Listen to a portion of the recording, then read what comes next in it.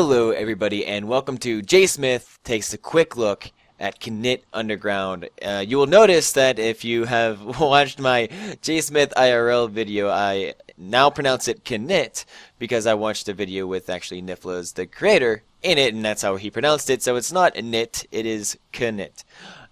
Okay, so a little background. This Knytt Underground is a game that I've really been looking forward to for a long time now. I've been a big fan of Nifflas's, or Nicholas Nygren, I think that's how you pronounce his last name. His other works. His other works include Knytt, Knytt Stories, Within a Deep Forest, and Night Sky, all of which I've been a big fan of.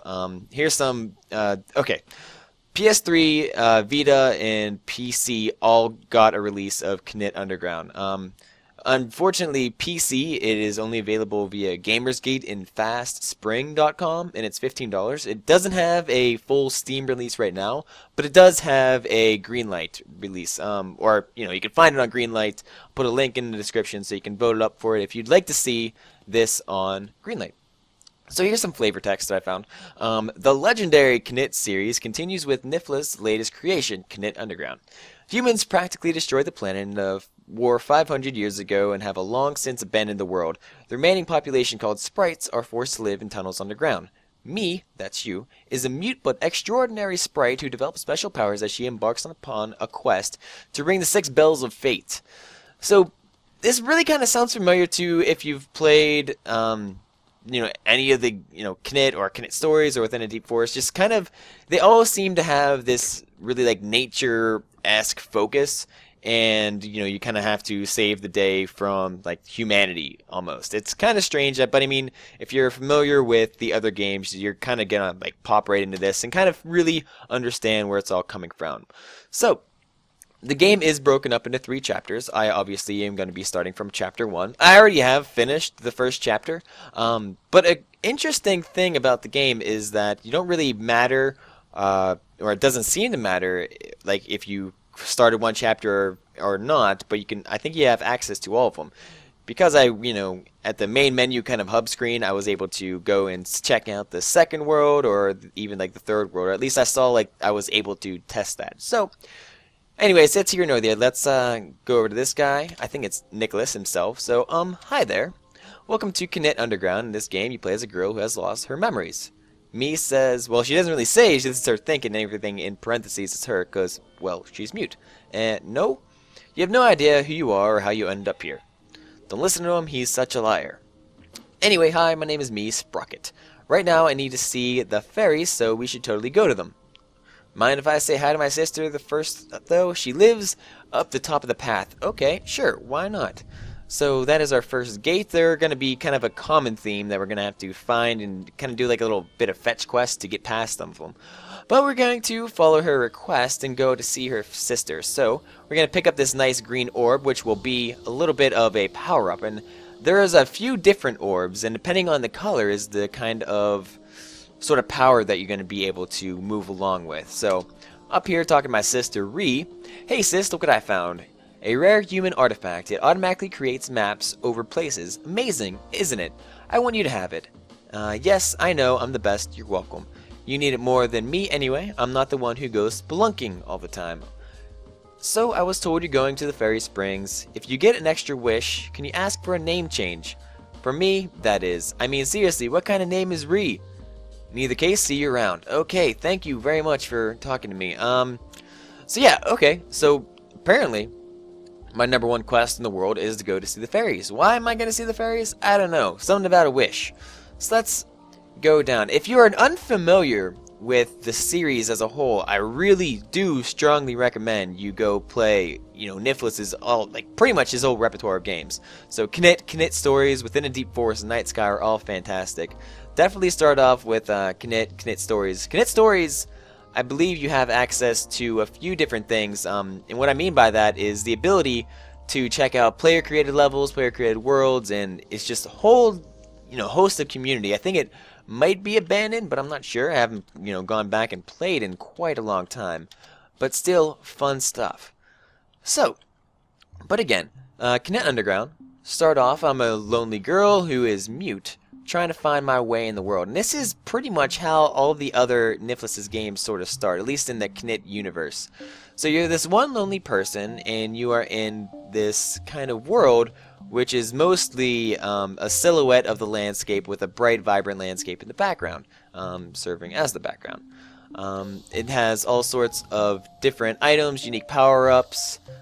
This one is a kind of a Hadouken almost thing, and I'm able to destroy enemies with that. The really interesting thing that makes me love this game is the fact that it's so much like exploration based. You know, sure there are enemies, sure there's puzzles, but the whole kind of Metroidvania-esque type deal that goes along with these games is, you know, to me, just absolutely fantastic. What it is just the ability to kind of get you into this game, get you in this world, but it's not like too much of a bother. You don't have to be immersed, you don't have to just, you know, dive down into like the story, because the story is quite shallow. It's just the ambience that you get from the game just makes it worth it for me. So Johan says, hey, Johan's the name. Me doesn't say anything. You can talk to me. On mute, you nincompoop. You know, this thing's called speaking. Can't speak. You expect me to open this door? I would like that. Just gonna let you through for free, but you can forget that now. There are 2 candlesticks I want. You'll find them in the Temple to the West, bring them to me, and I may reconsider. Accept the quest. I am going to accept that. I really have no choice. So I'm going to go walk over to the west, find these candlesticks, and bring them back to Johan, I don't know, and see what I can do from there. So this is going to be, you know, as all my, you know, mostly my quick looks at are, rather short, but I do want you to get a flavor of the game. And so what you're not going to see is a heck of a lot of depth. You know, as I mentioned earlier, the game, or the story itself, is kind of almost bare bones. You know, there is a story, and you know, I haven't finished it, but it's kind of it's basic, and I will be the first to admit that. But the gameplay is also shallow. But in a game, I don't know, maybe it's me and I just like basic type games. But I've had a lot of fun playing through this, and I only played through the first chapter, but I really enjoyed it. And I think it's just kind of mostly credited to the controls. It controls very well. Tight controls. I'm only using really the D-pad, or excuse me, not the D-pad, the arrow keys to move around and jump, and then I use A to use my special powers, and that's really it. What the game does present itself is an easy way to kind of get engrossed in the story, and not really in the story so much as the realm itself, or the actual world. Being able to just sit back and relax in this game, don't get me wrong, is pretty relaxing. You know, you could just play it for a while and not even realize that a lot of time has passed. And I think so far I probably finished the first chapter in about an hour or so. Oh god, I just got murdered by a fireball. But that's okay. So I'm gonna go up here. Oh, just kidding. I'm going to apparently just go over here, wait for the fireballs to pass, and oh my goodness, why can I not jump? Okay, jump, thank you, and then jump again. And don't get murdered by the fireballs one more time, I swear to God. This only happens when I'm recording myself playing video games. Okay, jump and up. There we go. Okay, right as rain. Head down, wait for the fireballs to pass over top of me, and continue on, and hopefully, I think the next candlestick is right down here. There it is. And so again, this is a really atmospheric game. Not in the sense that it's, you know, oh, super too deep for you, but it has a really nice quality that you can sit back, relax, and get through the game without having to think too much. But you are going to have to use your brain on some of the puzzles or challenges that present itself. But it's not hard enough that you're going to be overbeared, or it's not easy enough that you're going to be able to just kind of breeze through it, because it's long. And because it's a Metroidvania-esque game, that gives you a ton of rooms to go to, a ton of places that you're going to have to remember in the future to come back when you get certain powers, or you have certain access to other things in the world. So with the candlesticks, we're going to go hang out with Johan again, or Johan, I'm not sure. What's that? Found the candlesticks. Guess I'll let you through after all. Thank you very much. And so that's what I mean by getting or having fetch quests to accomplish some of the goals in this game.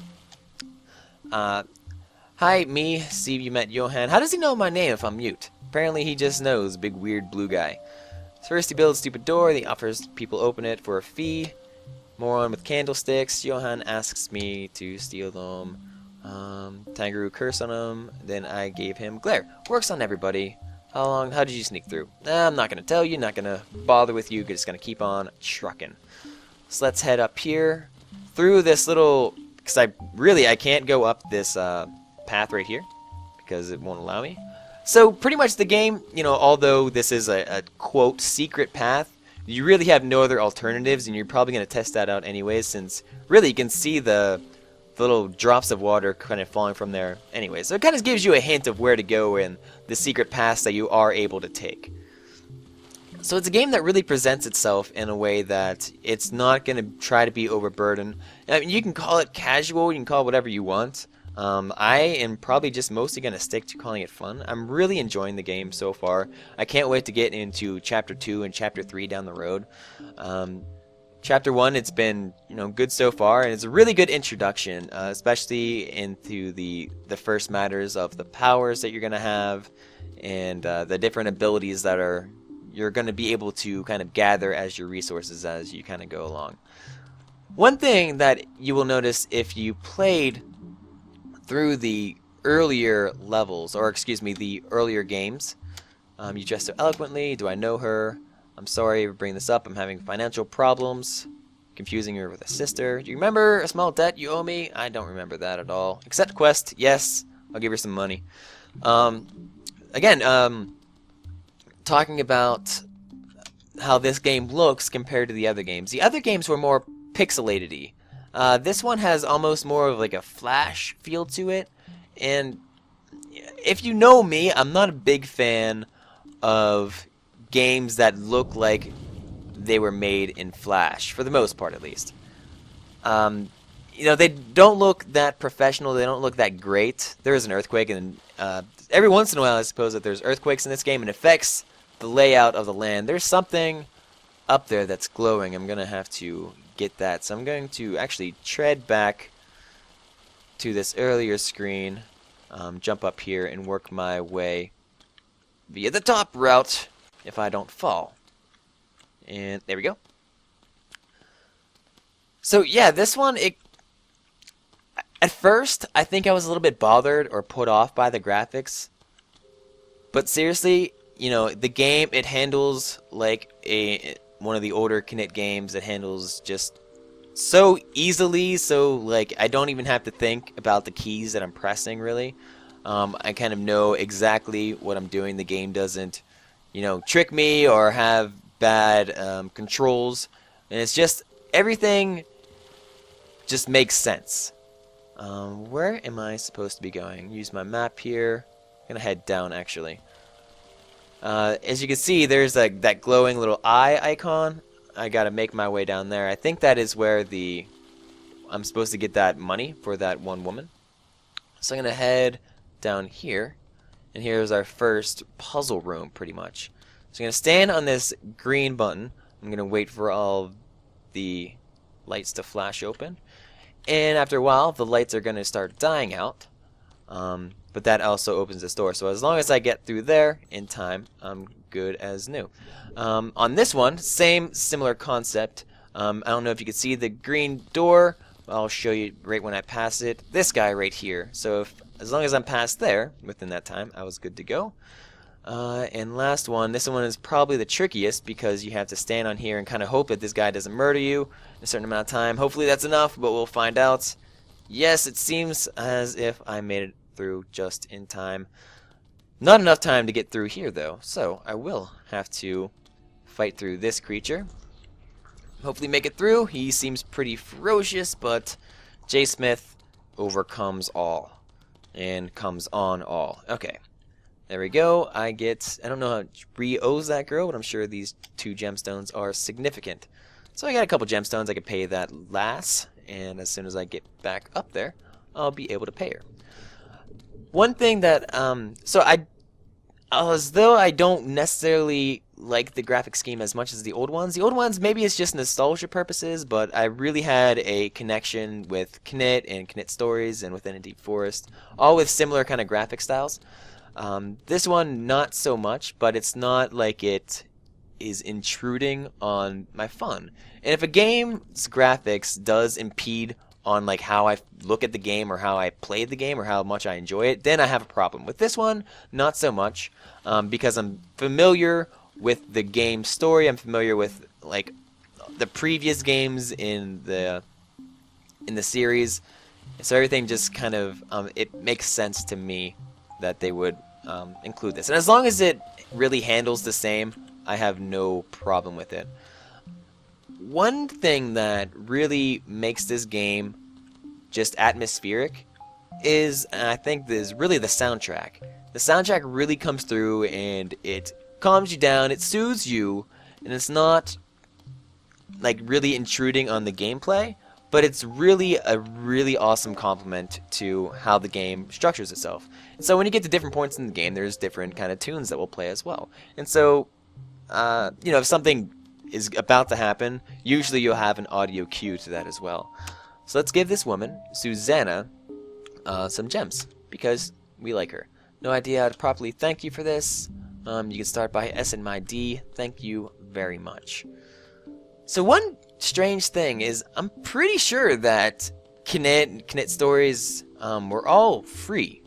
I think Nifflas' first pay-to-play game was Night Sky, which I really enjoyed that as well. It's kind of like it's like a puzzle game, and you're this metallic ball, and you have like gravity affects you. It's pretty neat, and if you haven't checked that out, I think it was in a Humble Bundle way long ago. I forget which number though, but that's also a good game. But this one is $14.99, and I've been debating whether that's justifiable or not. I'm not sure how long the game is, but with a game that is seemingly almost really straightforward, and the fact that you're really only using the cardinal directions to move, jump, and all that good thing. You have a few power-ups, but not really so much. I will say, if you played the other games and you want to try this out, at least get the demo. I'm not sure what's all included in the demo, or how long the demo is, but at least you'll get a feel for how this game is. And I don't know if the gameplay that I'm doing is doing it justice, but this game is like such a time sink for me, just because I can almost play it without thinking at all, but still be much a part of the game.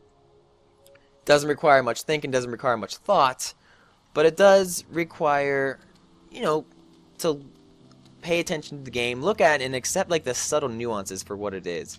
It's not a super, you know, AAA title, but it's not, you know, some schmuck indie develop, just kind of like throwing out a game all willy-nilly. Like, all Nifflas' games have always, they've had this art style, and it's kind of grasped me from, you know, the first time I picked up and played a Knytt game. But even the same kind of art style is, you can see that within, you know, some of his other games, such as, you know, Within a Deep Forest or Night Sky. Everything just fits right, and it feels right, and the atmosphere for the game perfectly matches the color schemes, the music, everything really fits. And with the complementation of the tight controls, it really makes this game something special for me. And I'm not sure if everyone else will, you know, feel that, but I think that if you played the games before, if you played the Knytt series, you're gonna find something in this game, Knytt Underground, that really catches your fancy, or you're gonna be able to connect to.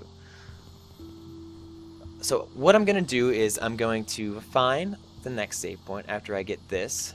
I'm not sure what it is. It looks like a cog or something, and that's part of the exploration. You don't always need to find the quest before you get the item that you're searching for. All the items are out there, they're ready for you to be taken, and whether or not you find the quest before that really makes no difference. And I kind of like that. It's not structured, it's not rigid.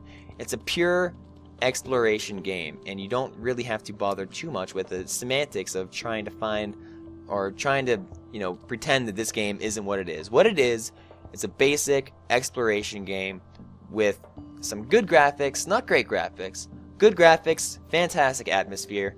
If you like puzzle games, atmospheric games, exploration games, even, a Metroidvania type deal, at least pick up the demo for this game.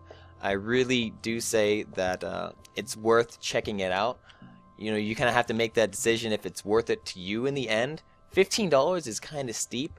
I don't have, much trouble paying that because I've enjoyed Nifflas' games before in the past, and this is just a really good rendition, or just kind of exudes everything that I've loved in a Nifflas game. It's easy, it's relaxing, and it's fun, and I could waste so many hours in this game and kind of keep playing after I'm over. So, with that said, thank you guys very much for checking this out. I really do recommend you at least try the demo, if not pick up the game itself. It's available on PS3 and Vita, and also PC via Gamersgate and FastSpring.com. It's $15.